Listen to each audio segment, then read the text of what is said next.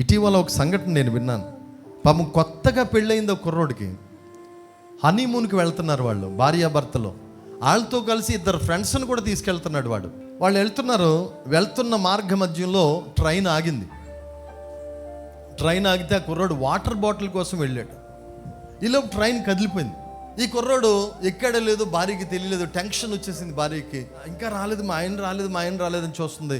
ఈలో ఫ్రెండ్స్ ఏం చేశారు, ట్రైన్ చైన్ లాగేశారు. చైన్ లాగేస్తే ట్రైన్ ఆగిపోయింది. పోలీసులు వచ్చారు. ఎవరు ఆపారు?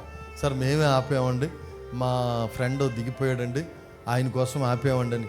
ఇలాగా కొంచెం తర్జన భర్జన అవుతున్నప్పుడు ఆ ఫ్రెండ్ వెనకాల బోగీలో ఉన్నాడు.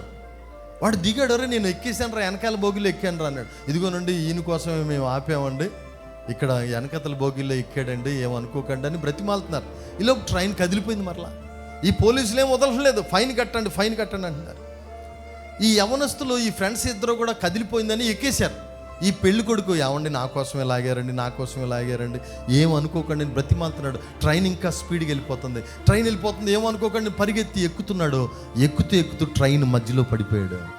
మరి యేసయ్య రాకడనే రైలు బండి వస్తుంది. మహాదేవుని ప్రత్యక్షత రాబోతుంది. వేలాది దూతలతో, పరివారముతో, అనేక మంది పరిశుద్ధులతో, కడబూరతో ప్రభు వస్తున్నాడంట.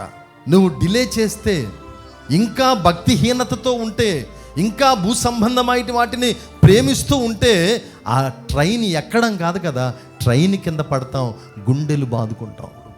సిద్ధపడి రోజున